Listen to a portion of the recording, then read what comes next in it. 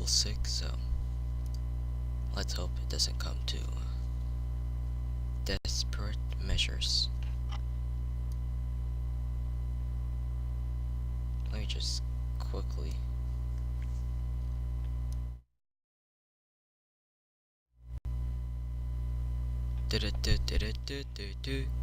let's go, mates. Alright.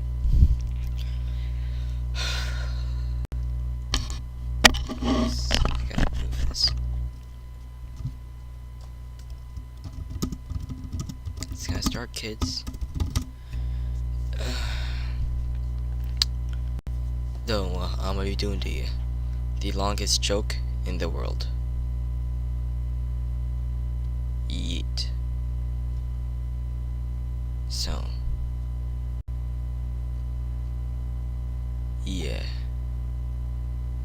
it's literally the longest joke in the world. Fuck, I'm not supposed to do that. It's not good.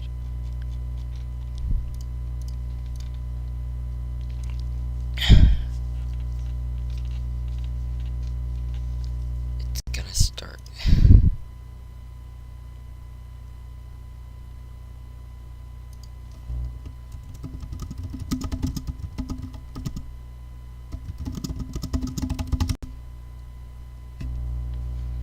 Alright. It's gonna start in like 2 minutes or something.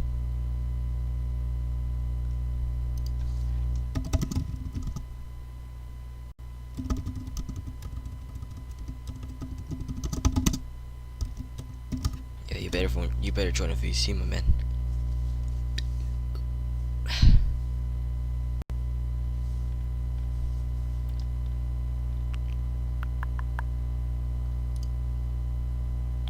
Oh.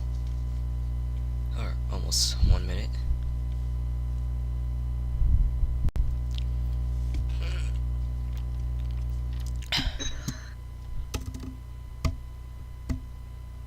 The top up priority speaker. Yeah. Oh.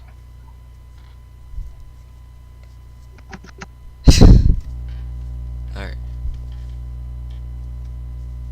I finna read. Nigga, calm down. It's only 3:59. It's not 4 yet. Alright. Alright, time to start reading. The longest joke in the world. Lost in the desert. So there's a man crawling through the desert. He decided to try his SUV and a little bit of cross-country travel. Had great fun zooming over the Badlands, and through the sand got lost, hit a big rock, and then he couldn't get it started again. Nigga, shut up. There was no cell phone towers anywhere near, so his cell phone was useless. He had no family. His parents had died a few years before in an auto accident, and his few friends had no idea he was out here. He stayed with the car for a day or so, but his one bottle of water ran out and he's getting thirsty. He thought maybe he knew the direction back, but now that he paid attention to the sun and thought he figured out which way was north, so he decided to start walking.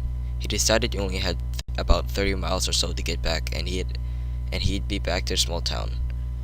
He had gotten gas in last.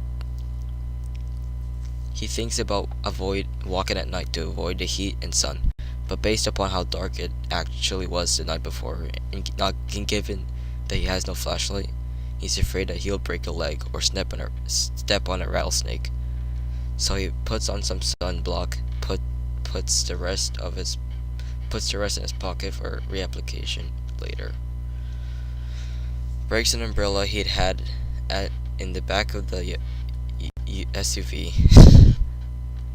It's the longest joke in the world. I know he's like,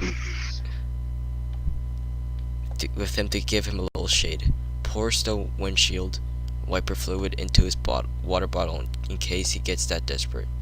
Brings his pocket knife in case he finds a cactus that looks like it might have water in it, and heads out in the direction he thinks is right. He walks for the entire day, but at the end of the day he's really thirsty. He's been sweating all day and his lips are starting to crack. He's reapplied the sunblock twice and tried to stay under the umbrella, but he still feels sunburned. The windshield wiper fluid sloshing in the bottle in his pocket is really getting tempted now. He knows that it's mainly water and some ethanol and coloring, but he knows that they might add some poison on it to keep people from drinking it. He wonders what the poison is and whether the poison should be worse than dying of thirst. He pushes on, trying to get to that small town before dark, but at the end of the day he starts getting worried. He figures he's been walking at least 3 miles an hour. According to his watch, for 10 hours, that means that if his estimate is right, that he should be close to the town. But he doesn't recognize any of this. He had to cross a dry creek bed a mile or two back, and he doesn't remember coming through it in the SUV. He figures that maybe he got... Wait, where the fuck? He figures that maybe he got his direction off just by a little, and the creek bed was just off to one side of his path. He tells him that he's close and that after dark he'll start seeing the town. Lights over one of these hills, and that'll be all he needs. As it gets dim enough that he starts stumbling over little rocks and things, he finds a spot and sits down to wait for full dark and the town lights. Full dark comes before he knows that he must have dozed off. He stands back up and turns all the way around. He sees nothing but stars. He wakes up the next morning feeling absolutely lousy. His eyes are gummy and his mouth and nose feel like they're full of sand. He's so thirsty that he can't even swallow. He barely got any sleep because it was so cold. He'd forgotten how cold it got at night in the desert and hadn't noticed it the night before because he'd been in his car. He knows he knows the rule of threes. 3 minutes without air, 3 days without water, 3 weeks without food. Then you could die. Some people can make it a little longer, but in the best situations. But the desert heat and having to walk and sweat isn't the best situation to be without water. He figures unless he finds water, this is his last day. He rinses his mouth out with a little of the windshield wiper fluid. He waits a while after spitting that little bit out to see if his mouth goes numb or feels dizzy or something. Has his mouth gone numb? Is it just in his mind? He's not sure. He'll go a little further, and if he doesn't find water, he'll try drinking some of the fluid. Then he has to face his next harder question. Which way does he go from here? Does he keep walking the same way he was yesterday, assuming that he still knows which way that is? Or does he try a new direction? He has no idea what to do. Looking at the hills and dunes around him, he thinks he knows the direction he was heading before, just by going by feeling. He points himself somewhat to the left of that and starts walking. As he walks, the day starts heating up. The desert, too cold just a couple of hours before, soon becomes an oven again. He sweats a little at first, and then stops. He starts getting worried at that. When he stops sweating, he knows that means you're in trouble. Usually right before heat stroke. He decides that it's best to try the windshield wiper fluid. He can't wait any longer. If he passes out, he's dead. He stops in the shade of a large rock, takes a bottle out, opens it, and takes a mouthful. He slowly swallows it, making it last as long as he can. It feels so good in his dry and cracked throat that he doesn't even care about the nasty taste. He takes another mouthful and makes it last too. Slowly, he drinks half the bottle. He figures that since he's drinking it, he must well drink enough to make some of the difference and keep himself from passing out. He's quit worrying about the denaturing of the wiper fluid if it kills him. It kills him.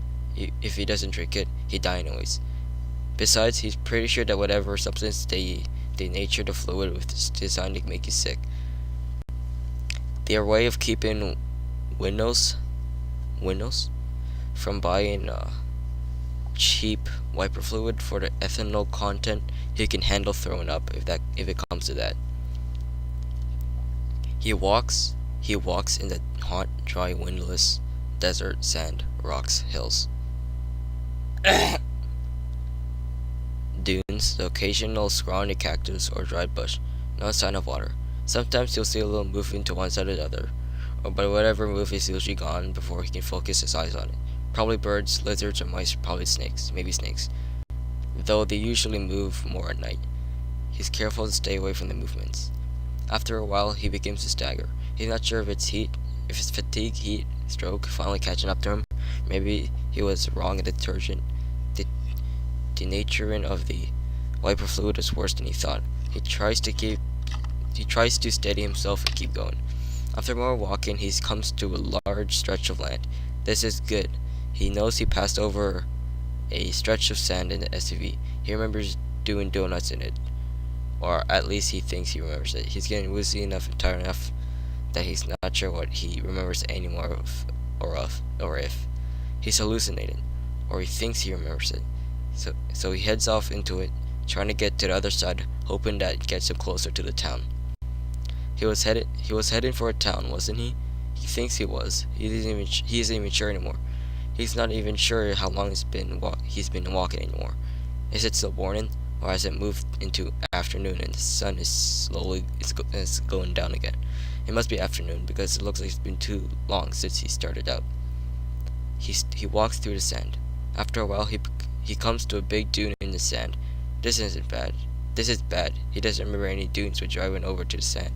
When driving over the sand in his SUV, or at least he doesn't think he remembers any. This is bad. But he has no other direction to go. Too late to turn back now, he figures.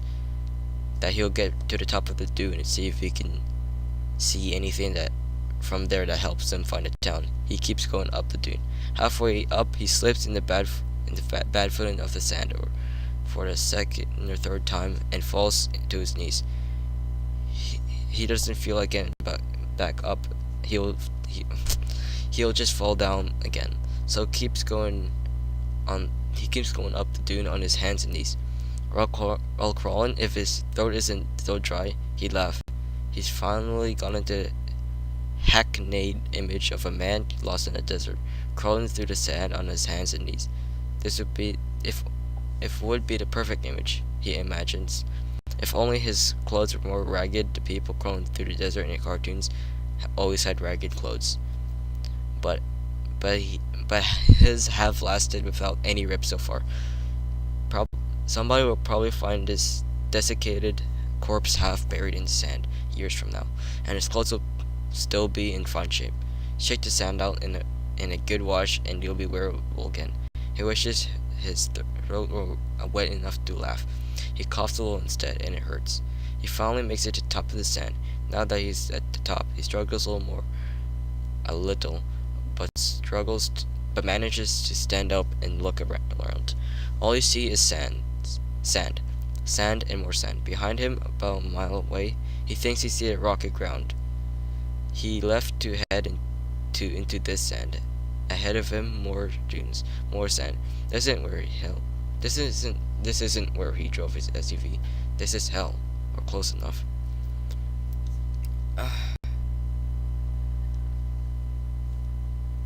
Wait, Cracc rant. Cracc can't. Again, he doesn't know what to do. He decides to drink the rest of the wiper fluid while figuring it out. He takes out the bottle and is removing the cap when he glances to the side and sees something in the sand at the bottom of the dune. Off to the side, he sees something strange. It's a flat area in the sand. He stops, taking off the cap of the bottle off, and takes a look closer. The area seems to be circular, and it's darker than the sand. And there seems to be something in the middle of it, but he can't tell what it is. He looks as hard as he can, and still can't tell from here. There's a typo right there. He's going to have to go down there and look. He takes the bottle back into in his pocket and starts to stumble down the dune. After a few steps, he realizes that he's not in trouble. He's not going to keep. He's not that he's in trouble. He's not going to be able to keep his balance. After a couple of more sliding, tottering steps, he falls and starts to roll down the dune. The sand, the sand, it so hot when his body hits it that it that it for a minute he thinks he's caught fire on the way down, like a movie car wreck flashing into flames as it goes over the cliff. If ever it before it ever even hits the ground, he closes his eyes and mouth, covers his face with his hands, and waits to stop rolling. He stops at the bottom of the dune after a minute or two, finds enough energy to start to sit up and get the sand out of his face and clothes. When he clears his eyes enough, he looks around to make sure that the dark spot uh, in the sand it's still there and he hasn't just imagined it. So seeing the large, flat, dark spot on the sand is still there, he begins to crawl towards it. He'd get up and walk towards it, but he doesn't seem to have the energy to get up and walk right now. He might be in the final stages of dehydration. He figures as he crawls, if this place in the sand doesn't have water, he'll likely never make it anywhere else. This is his last chance. He gets closer and closer, but still can't make up what's in the middle of the dark area. His eyes won't quite focus anymore for some reason, and lifting his head to look up takes so much effort that he gives up trying. He just keeps crawling. Finally, he reaches the area he'd seen from the dune. It takes him a minute of crawling before he realizes that he's no longer on sand. He's not crawling on some sort of dark stone with some kind of marking on it, pattern cut into the stone. He's too tired to stand up and see what the pattern is, so it just keeps crawling. He crawls towards the center, where his blurry eyes still see something in the middle of the dark stone area. His mind, detached in a strange way, notes that either his hands and knees are so burnt by the sand that they no longer feel pain. Fuck.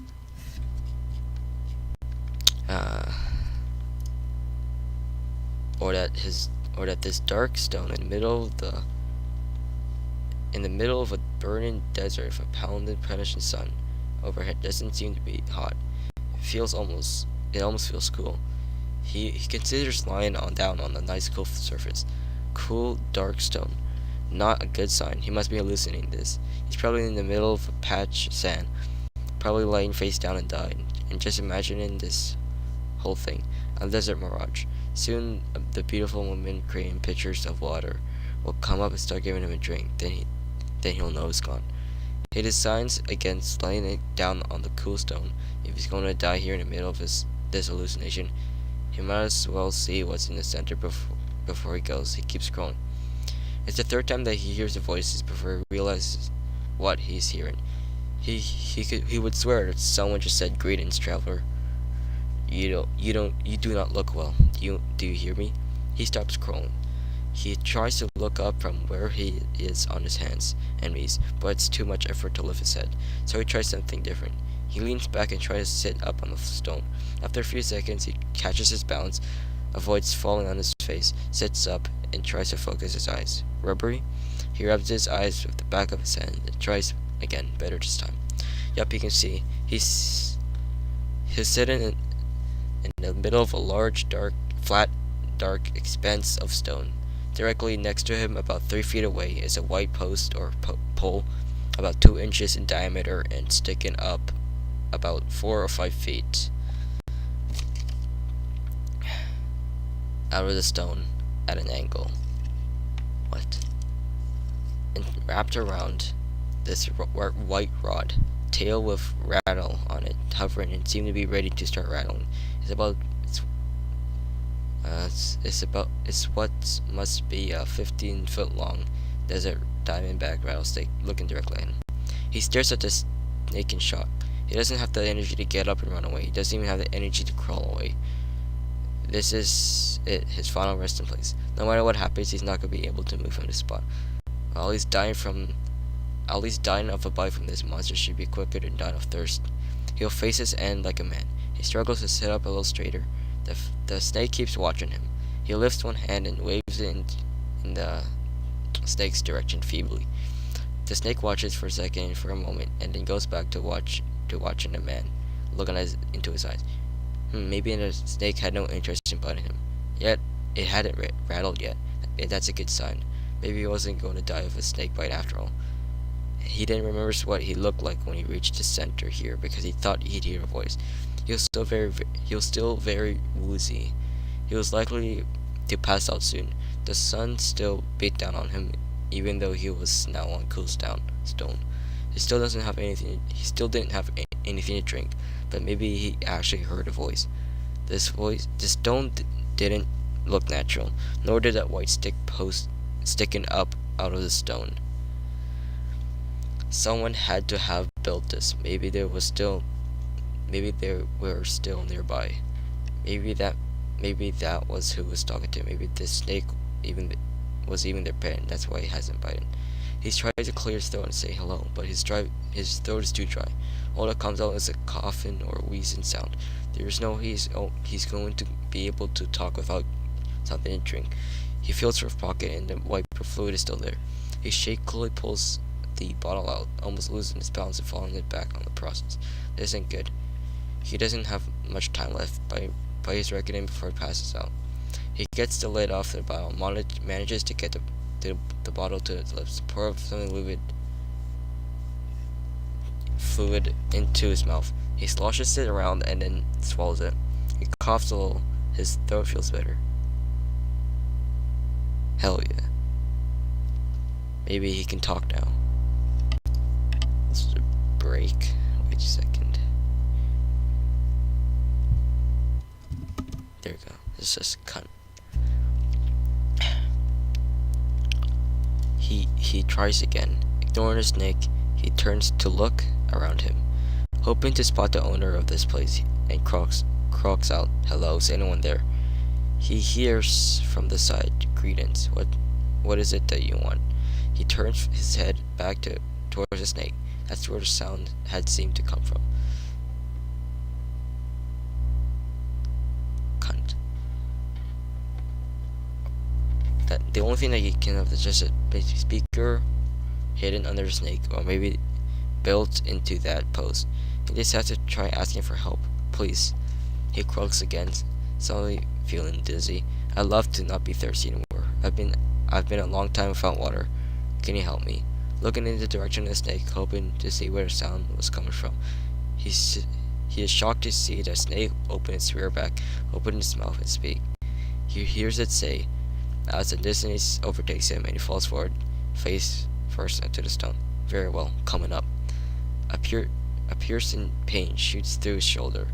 Suddenly he is awake. He sits up and grabs his shoulder, wincing at the throbbing pain. He's momentarily disoriented as he looks around, and then he remembers the crawl across the sand, the dark area of the stone. The snake, he still sees the snake, still wrapped around the tilted white post, still looking at him.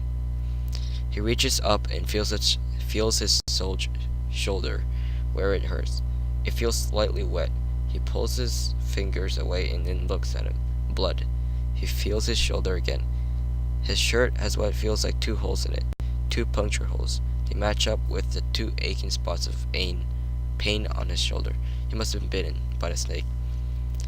It'll feel better in a minute. He looks up. It's the snake talking. He hadn't dreamed it. Suddenly he notices he's not dizzy anymore. And most importantly, he's not thirsty anymore at all. "Have I died? Is this the afterlife? Why are you biting me in the afterlife?" "Sorry about that, but I had to bite you," said the snake. "That's the way I work. It all comes through the bite. Think of it as natural medicine. You bit me to help me. Why aren't I thirsty anymore? Did you give me a drink before you bit me? How did I drink enough while unconscious to not be thirsty anymore? I hadn't had a drink for over 2 days. Well, except for a windshield wiper fluid." "Hold it. How in the world does a snake talk? Are you real? Are you some sort of Disney animation?" "No," says the snake. "I am real as you or anyone is anyway. I didn't give you a drink, I bit you. That's how it works. It's what I do. I bite. I don't have hands to give you a drink, even if I had water. Wait, water, just sitting around here. The man sat stunned for a minute. Here he was sitting in the middle of the desert on some strange stone that should be hot but wasn't, talking to a snake that could talk back and had just bitten him. Now and he felt better. Not great. He was still starving and exhausted, but much better. He was no longer thirsty. He had started to sweat again, but only slightly. He felt hot in the sun, but it was starting to get cooler in the sky, and the cool stone beneath him was a relief. He could notice now that he was no longer dying of thirst. I might suggest that we take care of that methanol you have in your system with the next request, continued the snake. I can guess why you drank it, but I'm not sure how much you drank, or how much methanol was left in the wiper fluid. That stuff is nasty. It'll make you go blind in a day or two if you drink enough of it. Next request, Poppy, said the man. He put his hand back on his hurting shoulder and backed away from the snake a bit, a little. That's the way it works, if you like, that is. Explained the snake. You get 3 requests. Call them wishes. If you wish. The snake grinned at his own joke, and the man drew back a little further from the show of fangs. But there are rules. The first request is free. The second requires an agreement of secrecy. The third requires the binding of responsibility.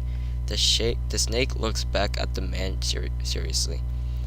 By the way, the snake says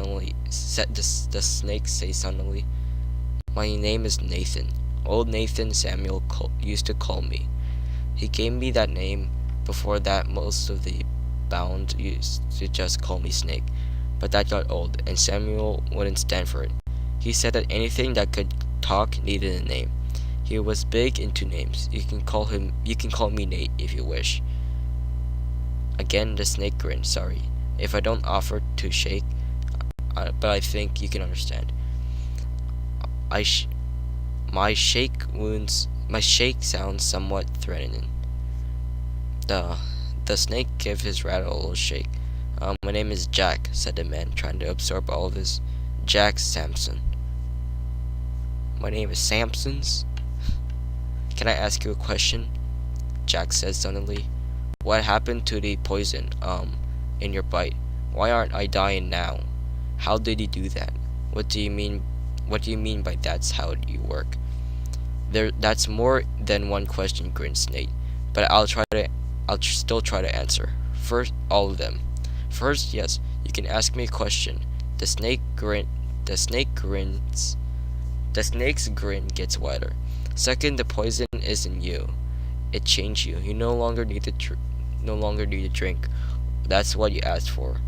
Or, well, technically, you asked to not be thirsty anymore.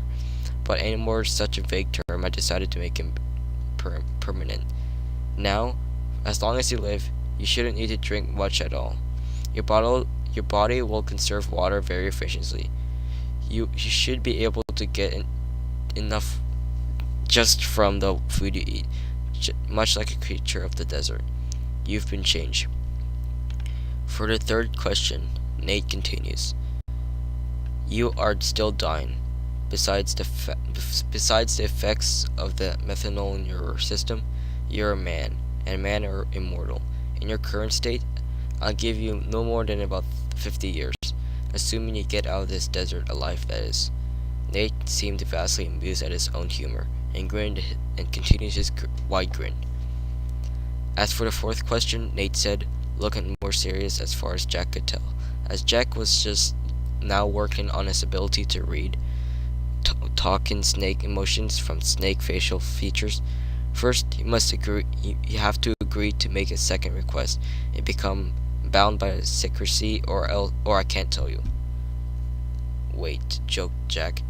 Isn't this where you say you could tell me, but you'd have to kill me? I thought that was implied. Nate continued to look serious. Yeah, Jack, leaned back a little as he remembered again that he was talking to a 15-foot poisonous reptile with a reputation for having a nasty temper. So what is this bound by secrecy stuff, and can you really stop the effects of the methanol? Jack thought for a second. And what do you mean methanol anyway? I thought these days they use ethanol in wiper fluid and just denature it. They may, I don't really know, said Nate. I haven't gotten out in a while. Maybe they do. All I know is that I smelled methanol on your breath and on that bottle in your pocket. And the blue color of the liquid when you pulled it out to drink, some let me guess that it was like wiper fluid. I assume that they still color wiper fluid blue. Yeah, they do, said Jack. I figured, replied Nate. As for being bound with by secrecy with the fulfillment of your next quest, you will be bound to say nothing about me, this place, or any of the information that I'll tell you after that when you decide to go back to your kind. You won't be allowed to talk about me, write about me, use sign language, charades, or even act in a way that'll lead someone to guess correctly about me. You'll be bound to secrecy, of course. I will not. I'll also ask you to promise not to give me away, as I'm guessing that you're a man of your word. You'll never test the bind in any way, so you'll never notice. So you won't notice. Nate said the last part with utter confidence. Jack, who always prided himself on being a man of his word, felt a little nervous at this. Hey Nate, who are you? How did you know that you are omniscient or something? Well, Jack, said Nate sadly, I can't tell you that unless you make the second request. Nate looked away for a minute, then looked back. Well, okay, said Jack. What is this about a second request? What can I ask for? Are you allowed to tell me that? Sure, said Nate, brightening. You're allowed to ask for changes to yourself. They're like wishes, but they can only affect you. Oh, and before you ask, I can't give you immortality, or omniscience, or omnipresence, for that matter.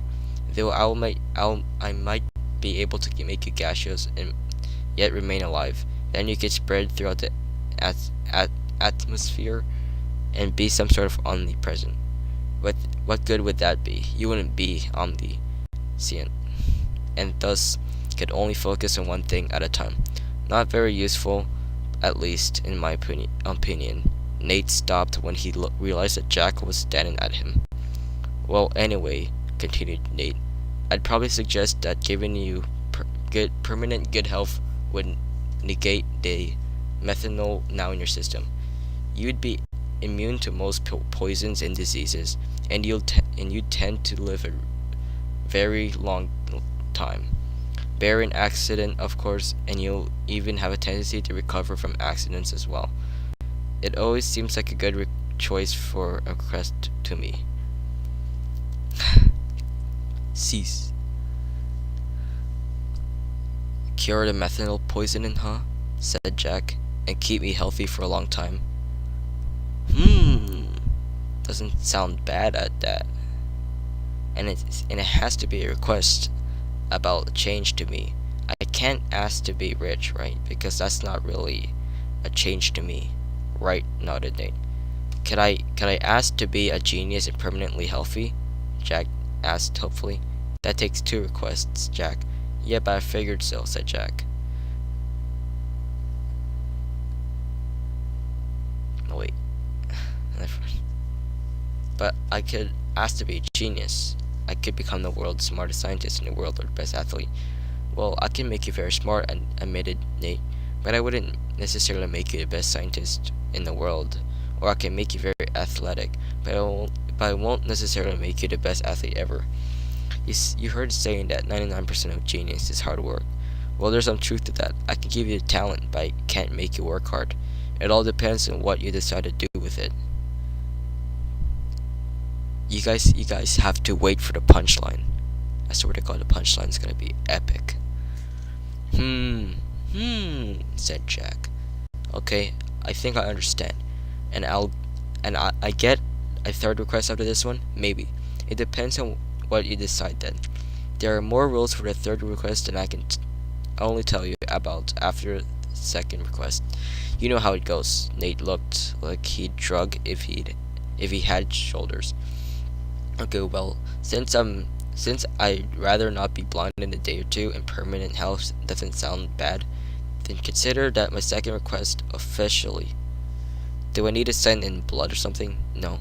Just hold out your hand or heel. Nate grinned. Or whatever part you want me to bite. I have to bite you again.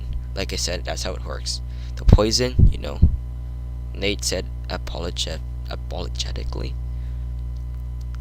Jack winced a little and felt his shoulder where the bite was. Hey, that didn't hurt anymore.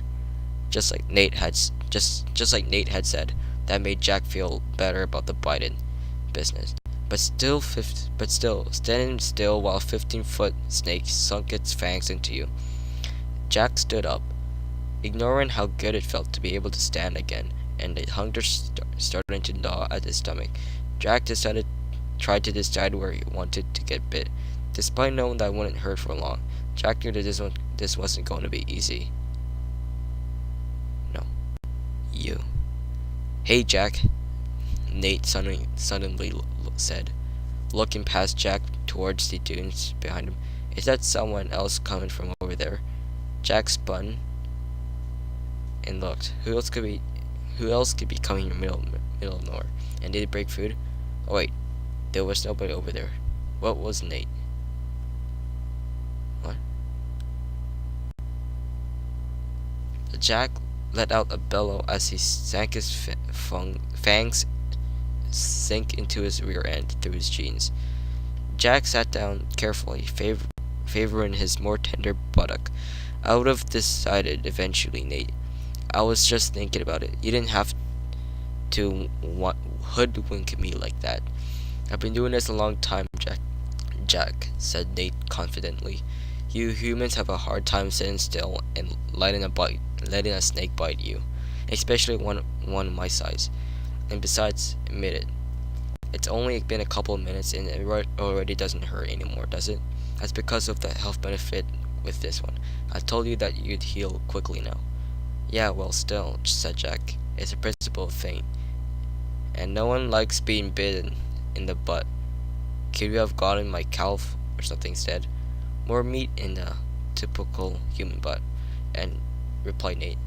And less chance you'd accidentally kick me or move at the last second. Yeah, right. So tell me all of these wonderful secrets that I'm now qualified to hear, answered Jack. Okay, said Nate. Do you want to ask questions first, or do you want me to just start talking? Just talk, said Jack. I'll sit here and try to not think about food. We could try to go and rustle up for food for you first, if you like, answered Nate. Hey, you didn't tell me you had food around here, Nate. Jack jumped up. What do we have? Am I in walking distance to town, or can you magically whip up food along with your other powers? Jack was almost shouting with excitement. His stomach has been growling for hours. I was thinking more like I could flush something out of its hole and bite it for you, and you could skin it and eat it, assuming you have a knife. That is, replied Nate with a grin that Jack was starting to get used to. Said Jack, sitting back down. I think I'll pass. I can last a little longer before I get desperate enough to eat desert rat, or whatever it is that you found out here. And there's nothing to burn. I have to eat it raw. No thanks, just talk. Okay, replied Nate, still grinning. But before I'd get hungry. But I'd better hurry before you start looking at me as food. Nate reared back a little, looked around for a second, and then continued. You, Jack, are sitting in the middle of the Garden of Eden. Oh shit. Jack looked around at the sand and dunes and then looked back at Nate skeptically. Well, that's the best I can figure it anyway, Jack, said Nate. Stand up and look at the symbol on the rock here. Nate gestured around the dark stone they were both sitting on with his nose. Jack stood up and looked. Carved into the stone was a bas relief, was a representation of a large tree. The angled pole, the angled pole that Nate was wrapped around was coming out of the tree, was coming out of the trunk of the tree, right below where the main branches left to the truck to reach out across the stone. It was very well done. It looked more than a tree that had been reduced to 2 dimensions and embedded in the stone than it did like a carving. Jack looked around and looked at the details of in the fading light of the setting sun. He wished he'd looked at it while the sun was higher in the sky. Wait, the sun was setting. That meant that I had to spend another night out here. I'm not gonna do that. Jack looked out across the desert for a little bit, and then came back and stood next to Nate. In all the excitement, I almost forgot Nate, said Jack. Which way was it back to town, and how far? I'm eventually going back to have to head back. I'm not sure if I'll be able to survive by eating raw desert critters for long. Even if I can, I'm not sure I'll want to. It's about 30 miles that way. Nate pointed with the rattle on his tail this time. As far as Jack could tell, it was a direction to the right angles to the way he's been going through when he was crawling here. But that's 30 miles by the way the crow flies. It's about 40 by the way a man walks.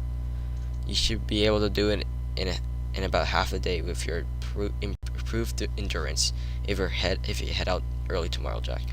Jack looked at the way the snake had pointed for a few more seconds, and then sat down.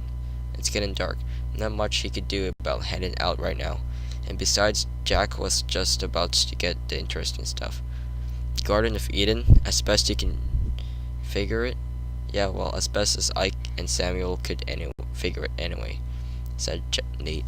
He figured out the story just got a little mixed up, a snake in a tree offering temptations, making bargains, that stuff. But he could never quite figure out how the Hebrews found out about this stuff from across the ocean. He worried about that for a while. Garden of Eden, huh? Hun, said Jack. How long have you been here, Nate?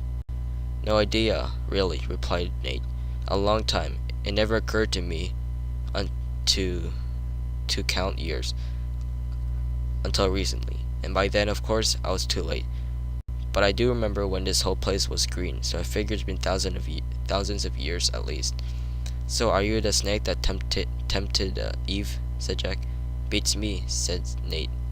Maybe I can't remember if the first one of your kind that I talked to was a female or not, and I never got a name, but it could have been, and I suppose she could have considered my offer to grant request a temptation, though I've rarely had refusals. Well, how did you get here then? And why is that white pole stuck out of the stone here? Said Jack. Dad left me here, or assume it was my dad. What was that? I assume it was my dad. It was much bigger than I was back then. I remember talking to him, but I don't remember if it was in a language or just of understanding what he wanted. But one day he brought me to the stone, told me about it, and asked me to do something for him. I talked it over with him for a while, then I agreed. I've been here ever since. Holy shit, my voice is dying. Guys, save me. I'm being trapped. What is this place? Said Jack. And what did he ask you to do? Well, you see this pole here, sticking out of that stone? Nate loosened his coils around the tilted white pole and showed Jack where it descended into the stone. The pole was tilted about a 45-degree angle and seemed to enter the stone in an 18-inch slot cut into the stone. Jack leaned over and looked. The slot was dark and the pole went down into it as far as Jack could see in the dim light. Jack reached out to touch the pole, but Nate was suddenly there in a way. "You can't touch that yet, Jack," said Nate. "Why not?" asked Jack. "I haven't explained it to you yet," replied Nate. Well, it kind of looks like a lever or something," said Jack. "You'd push it that way and we'll move in this slot." "Yeah, that's what it is." "What does it do?" asked Jack. "In the world?" "Oh no. Oh no," said Nate. "Nothing that drastic. It just ends humanity. I call it the lever of doom." For the last few words, Nate had used a deeper ringing voice. He tried to look serious, and for a few seconds gave up and grinned. Jake was initially startled by Nate's pronouncement, but when Nate grinned, Jack laughed. "Ha, you almost had me fooled for a second there, nigga. Kill the Jews. I'm trying to do a challenge here." Or reading the longest joke in the world. Ha, you almost had me fooled for a second here. What does it really do?" "Oh, it really ends humanity, like I said," smirked Nate. I just thought the voice I used was funny, didn't you?" Nate continued to grin. "A lever to end humanity?" asked Jack. "What in the world is that for? Why would anyone need to end humanity?" "Well," replied Nate, I get the idea that maybe humanity was an experiment. Or maybe the big guy just thought that if humanity started going really bad, there should be a way to end it. I'm not really sure. All I know are these are the rules, and the guesses that Samuel and I had about it is here. It's here. I didn't think to ask back when I started here. "Rules? What rules?" asked Jack. "The rules are that I can't tell anybody about it or let them touch it unless they agree to be bound to secrecy by a bite, and that only one human can be bound in that way at a time." "That's it," explained Nate. Jack looked somewhat shocked. "You mean that I could pull the lever now? You'd let me end humanity?" "Nick, it's been like half an hour. Shut the fuck up." Nigger. Oh my god. There you go. "Yup," replied Nate. "If you want to." Nate looked at Jack carefully. "Do you want to, Jack?" No," said Jack, stepping a little further back from the lever. "Why in the world would anyone want to end humanity? It would take a psychotic, psychotic, psychotic, what the fuck, to want that, or worse, a suicidal, what the fuck, because it would kill him too, wouldn't it?"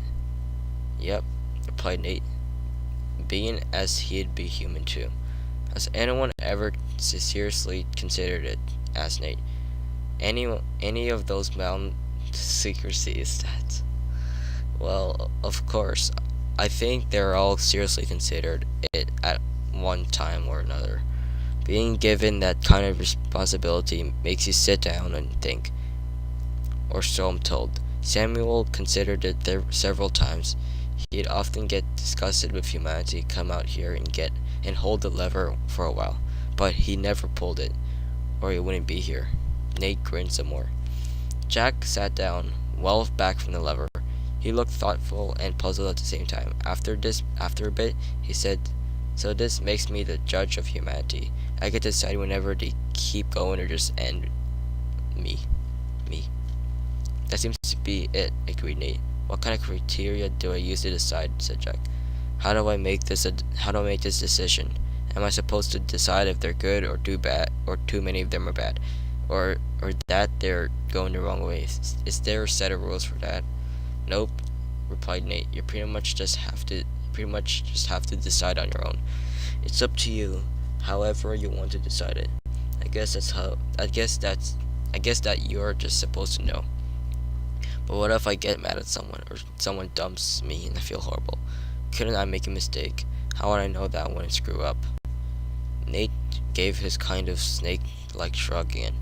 You just have to try your best, Jack." Jack sat there for a while, staring off into the desert. Wait, staring off into the desert. Wait, what the fuck? Where is it? Oh, here we go. Staring off into the desert that was rapidly getting dark. This is chewing on a fingernail. Oh, I'm thirsty.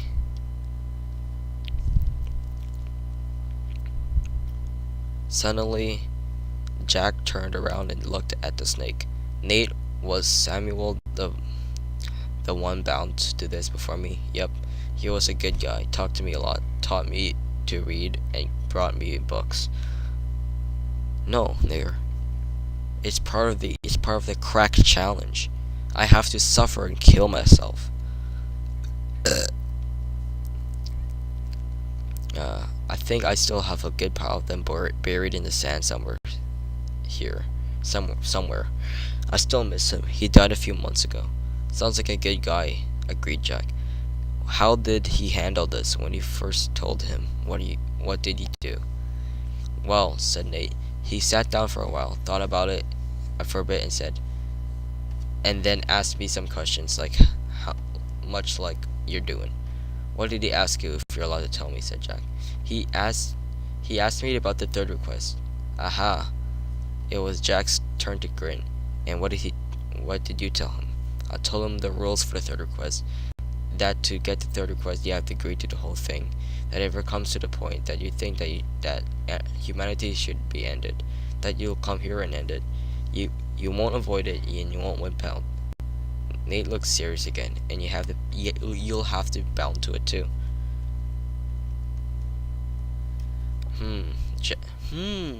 Jack looked back into the darkness for a while. Nate watched him waiting. Nate, continued Jack quietly. Eventually, what did Samuel ask for with the third request? Finna turn. Priority speaker. Nate sounded like he was grinning again, so as he replied so quietly. Wisdom, Jack. He asked for wisdom, as much as I could give him. Okay, said Jack, suddenly standing up and facing away from Nate. Give it to me. Nate looked back at Jack's backside. Give you what, Jack? Give me that wisdom. The same stuff that Samuel asked for. If it helped him, maybe it'll help me too. Jack turned his head to look back over his shoulder at Nate. It did help him, right? He said it did, replied Nate, but he seemed a little quieter afterward, like he had a lot to think about. Yeah, well, I can see that, said Jack. So give it to me. Give it to me, Daddy. Jack turned to face away from Nate again. Bent over slightly and tensed up.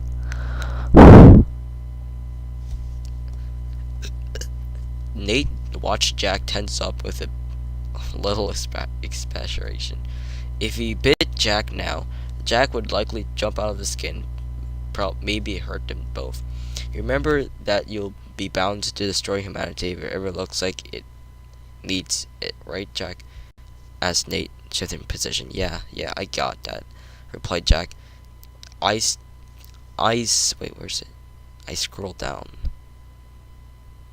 Eyes squeezed tightly shut, and body tense, not noticing the change in direction of Nate's voice.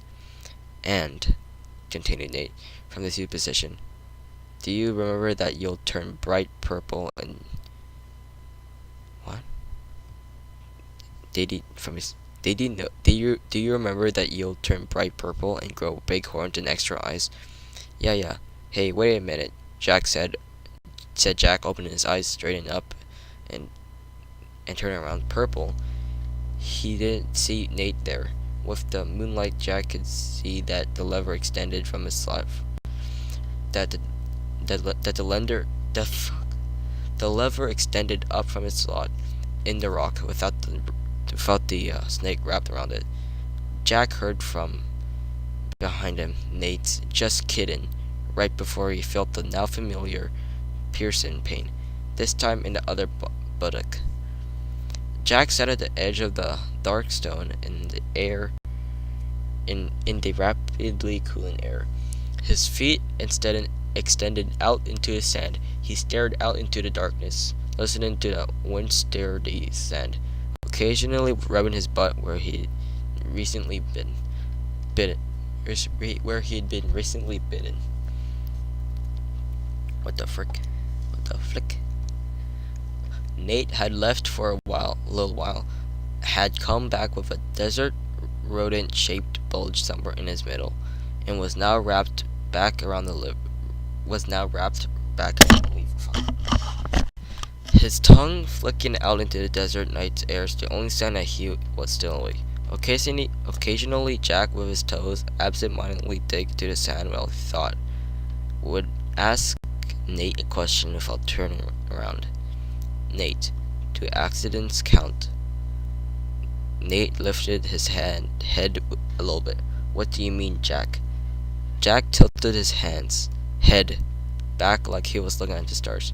You know accidents. If I accidentally fall in the lever without meaning to, does that still wipe out humanity? Yeah, I'm pretty sure it does, Jack.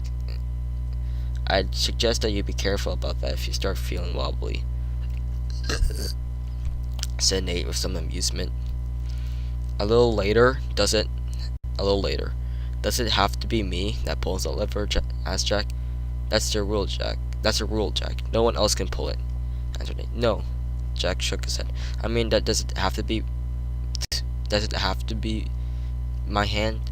Can I pull the lever with a rope tied around it, or push it with a stick, or throw a rock? Yeah, those should work, replied Nate, though I'm not sure how complicated you can get. Samuel thought about trying to build some sort of remote control for it once, but gave it up. Everything he'd built would be gone by next sunrise if it was touching the stone or over it. I told him that in the past others had been bound that tried to bury the lever so they wouldn't be tempted to pull it, but every time the stones or sand or whatever had disappeared. Wow, said Jack. Cool. Jack leaned back until only his elbows kept him off of the stone and looked up into the sky. Nate, how long did Samuel live? One of his wishes was for health, right? Right? Yes, replied Nate. It was. He lived 167 years, Jack. Wow, 167 years. That's almost 140 more years I'll live if I live as long.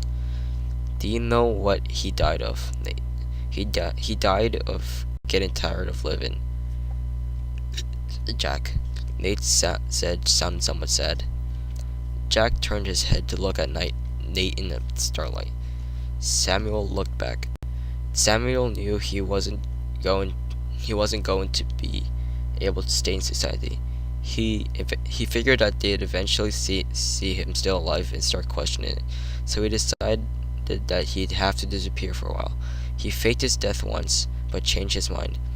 He decided it was too early and he could stay for a little longer. He wasn't very fond of mankind, but he liked the intention, most of the time anyway. His daughter and then his his daughter and then his wife dying almost did him in though. He didn't stay in society much longer after that. He eventually came out here to spend time talking to me and thinking about pulling the lever. A few months ago, he said that he had enough. It was his time, and then he just died. And then Nate shook his head a little. He made his fourth request, Jack. There's only one thing you can ask for the fourth request: the last bite. After a bit, Nate continued. He told me that he was tired and that it was his time. He reassured me that someone new would show up soon, like they always had. After another pause, Nate finished. Samuel's body disappeared off the stone with the sunrise. Jack laid back down and looked at the sky, leaving Nate alone with his memories. It was a long time until Jack's breathing evened out into sleep. Jack woke with the sunrise next morning. He was a little chilled with the morning desert air, but overall was feeling pretty good.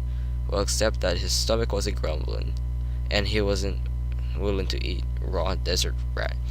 So after getting directions to town from Nate, making sure he knew how to get back, and reassuring Nate that he'd be back soon, Jack started the long walk back to town.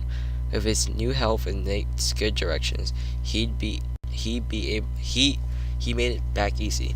Jack caught a bus back to the city and showed up for work the next day. Little worse for the wear, and with a story about getting lost in the desert and walking back.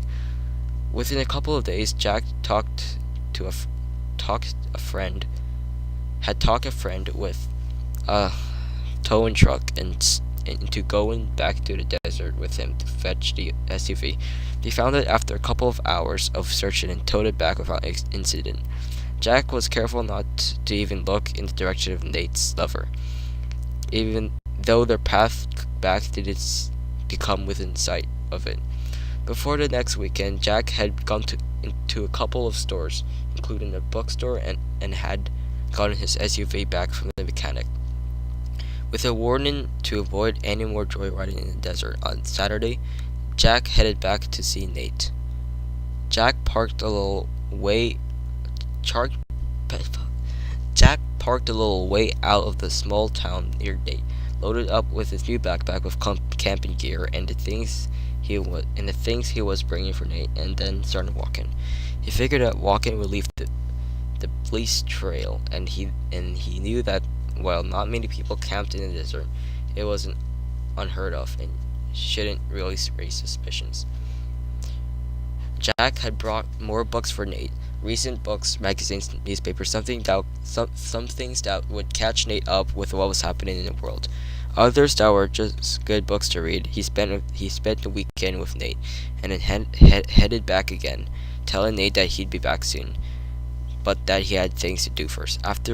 Over 4 months later, Jack was back to see Nate again. This time he brought a laptop with him, a specially modified laptop. He had a solar reach. Fuck, BRB.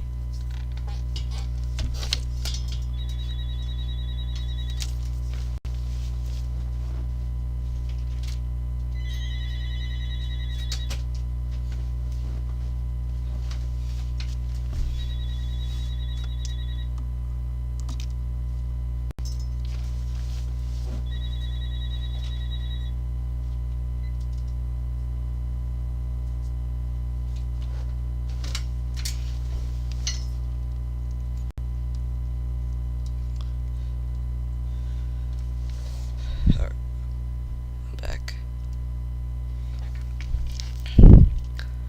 Over 4 months later, Jack was back to see Nate again. This time he brought a laptop with him, a specially modified laptop. They had a solar recharger, special filters and seals to keep the sand, a satellite to keep out the sand, a satellite link up, and a special keyboard and joystick that Jack had hoped a 15-foot rattlesnake would be able to use, and had been hacked out to not give out its location to the satellite. After that, Jack could email Nate to keep in touch, but still visited him fairly regularly, at least once or twice a year. After the first year, Jack quit his job for some reason with the wisdom he'd been given, and the knowledge that he could live for over 150 years working in the mine to five for 9 to working in a 9 to 5 job for someone else that didn't seem that worthwhile anymore. Jack went back to school. Eventually, Jack started writing perhaps because of the wisdom of, or perhaps because of his new perspective. He wrote well. People liked what he wrote and became well known for it. After a time, Jack brought an RV and started traveling around the country for signings and readings. But I still remembered to drop by and visit Nate occasionally. In one of the visits, Nate seemed quieter than usual. Not that Nate had been a fountain of joy lately. Jack's best guess was that Nate was still missing Samuel, and though Jack had tried, he still hadn't been able to replace Samuel in Nate's eyes. Nate had been getting quieter each visit. But on this visit, Nate didn't even speak to Jack. When Jack walked up to the lever, he nodded at Jack and then went back to staring into the desert. Jack respected Nate's silence, sat down and watched. After a few minutes, Nate spoke. Jack, I have someone to introduce you to.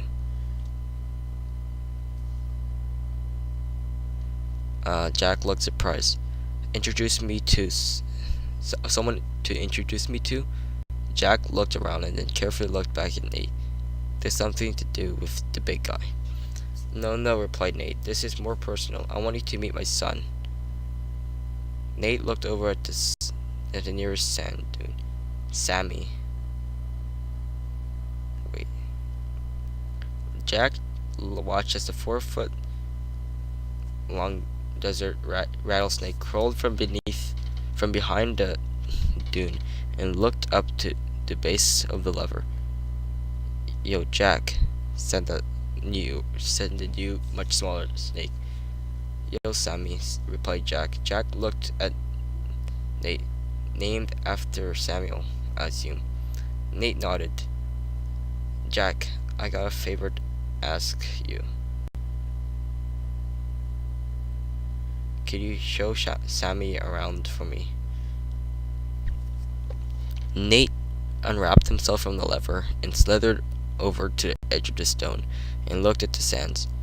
When Samuel first told me about the world, it brought me books and pictures. I wished I could go see it. I wanted to see the great forests, the canyons, the cities, even the other deserts, to see if they felt and smelled the same. I want my son to have that chance to see the world before he becomes bound here like I've been. He's seen it in the pictures over the computer that you brought me, but I hear that's not the same thing. That being here is different. I want him to have that. Think you can be that for me, Jack? Jack nodded. This was obviously very important to Nate, so Jack didn't even joke about talking around Snake out to see the world. Yeah, I could do that for you, Nate. Is that all you need? Jack could sense that was something more. Nate looked at Sammy. Sammy looked back at Nate for a second and then said, "Oh yeah, I gotta go pack. Back in a little bit, Jack. It's nice to meet ya." Sammy slithered back over to the dune and out of sight. Nate watched Sammy disappear and then looked at Jack. Jack, this is my first son. My first offspring. Through all the years, you don't want to know what it took for me to find a mate. Nate grinned to himself. But anyway, I had a son for a reason. I'm tired. I'm ready for it to be over. I need a replacement. Jack considers for a minute. So you're ready to come see the world, and you wanted him to watch the lever while you're gone. No, Jack. You're a better guesser than that. You already figured that out. I'm bound here. There's only one way for me to leave, and I'm ready. It's my time to die.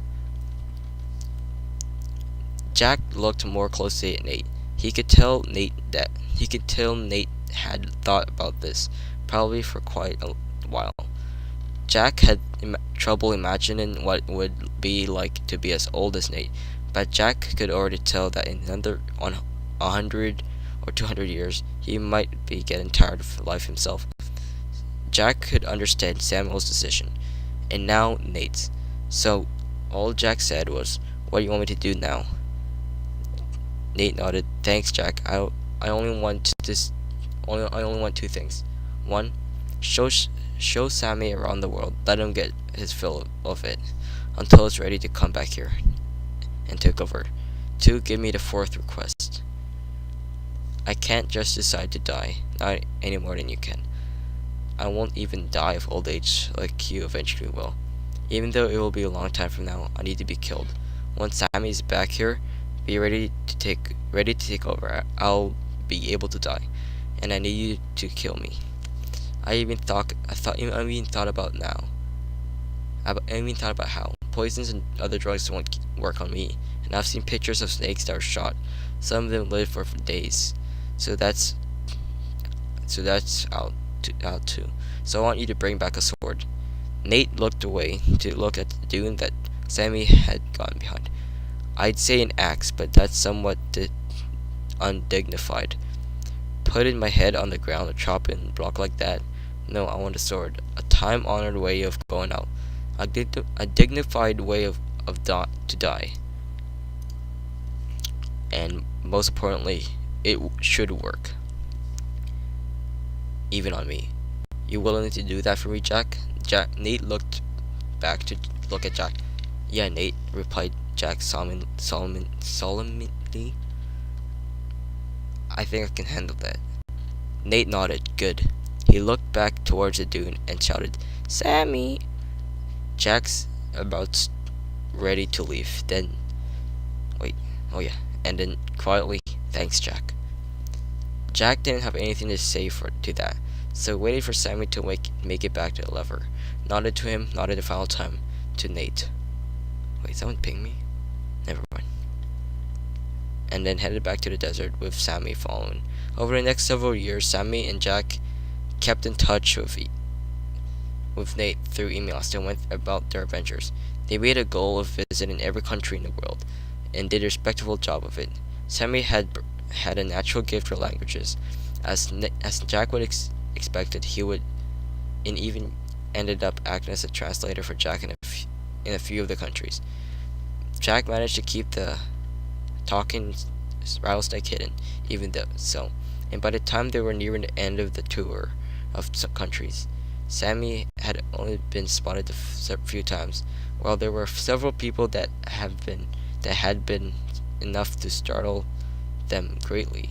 No one had enough evidence to prove anything, and after a few wild rumors and stories followed Jack and Sammy around, nothing ever hit the newspapers or the public in general. When they finished the tour of countries, Jack suggested that they try some undersea diving. They did, and spelunking. They did that too. Sammy finally drew the line at visiting Antarctica. He came to realize that Jack was stalling. After talking to his dad about it over email, he figured that Jack probably didn't want to have killed Nate. Nate told Sammy that humans could be squeamish about killing friends and acquaintances. So Sammy eventually put his tail down as he didn't have a foot, and told Jack that it was time he was ready to go back and take up his duties from his dad. Jack delayed it a bit more by insisting that they go back to Japan and buy an appropriate sword. He even stretched it a little bit by getting lessons in how to use the sword. But eventually he learned as much as he was likely to without dedicating his life to it, and was definitely competent enough to take his head off of a snake. It was time to head back and see Nate. When he got back to the U.S., Jack got the old RV out of the storage where he and Sammy had left it after the tour of the 50 states. He loaded up Sammy and the sword, and they headed to the desert. When he got to the small town that Jack had been trying to find those years ago, when he met Nate, Jack was in a funk. He didn't really feel like walking all the way out there. Not only that, but he'd forgotten to figure the travel time correctly. It was late afternoon. They'd either have to spend the night in town and walk out tomorrow, or walk in the dark. As Jack was afraid that if he waited one more night, he might lose his resolve, he decided that he'd go ahead and drive the RV out there. It was only going to be this once, and Jack would go back and cover the tracks. Afterward, they out to be able to make it out there might fall if he drove, and then they could get over by tonight. Jack told Sammy to email Nate that they were coming as he drove out of this side of town on a road. They then pulled off the road and headed out into the desert. Everything went well until they got back to the sand dunes. Jack had been nursing the RV along the whole time, over the rocks, through the creek beds, revving the engine. The few times he almost got stuck. When they came to the dunes, Jack didn't really think about it. He just downshifted and headed up the first one. By the third dune, Jack started to regret that he decided to try to drive it on the sand. The the RV was fishtailing and losing traction. Jack was having to work it up each turn slowly, and was trying to keep from losing control each time. They came over the top and slid down the other side. Sammy had to come up to sit on the passenger seat, coiled up and laughing at Jack's driving. As they came over the top of the fourth dune, the biggest one yet, Jack saw that this was the final dune. The stone, the lever, and somewhere Nate waited below. Jack put on the brakes, but he had gone a little too far. The RV started slipping down once on the other side. Jack tried turning the wheel, but he didn't have enough traction. He pumped the brakes, no response. They started sliding down the hill faster and faster. Jack felt a shock go through him as he suddenly realized they were heading for a lever. He looked down. The RV was directly on course for it. If Jack didn't do something, the RV would hit it. He was about to end humanity. Jack steered more frantically, trying to get traction. It still wasn't working. The dune was too steep and the sand too loose. In a split second, Jack realized that his only chance would be once he hit the stone around the lever. He would have enough traction on the stone for just a second before I hit the lever. He wouldn't have enough time to stop, but should be able to steer it away. Jack took a better grip on the steering wheel and tried to turn the RV a little bit. Every bit would help. He'd have to time his turn just right. The RV got to the bottom of the dune, sliding at an amazing speed in the sand. Right before they reached the stone, Jack looked across it to check they were still hitting for the lever. They were, but Jack noticed something that hadn't been on top of the dune. Nate wasn't wrapped around the lever. He was off to the side of the lever, but still on the stone, waiting for them. The problem was he was waiting on the same side of the lever that Jack had picked to steer towards to avoid the lever. The RV was already starting to drift that way a little in its mad rush across the sand, and there was no way that Jack was going to be able to go around the lever to the other side. Jack had an instant of realization. He was either going to have to hit the lever or run over Nate. He glanced over at Sammy and saw that Sammy realized the same thing. Jack took a firmer grip on the steering wheel as the RV ran up to the stone, shouting to Sammy as he pulled the steering wheel. "Better Nate than never lever!" He ran over the snake.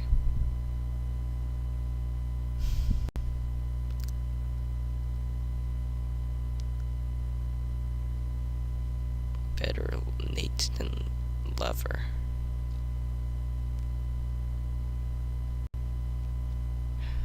Fuck. What the sec?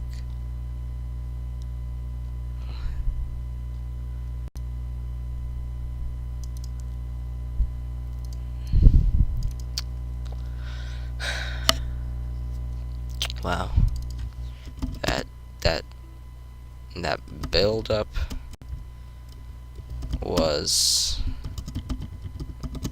That build up was amazing.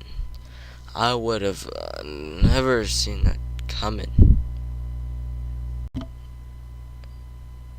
Jesus Christ. What was that? Better Nate than lever. Oh well. I gotta cease, nigger.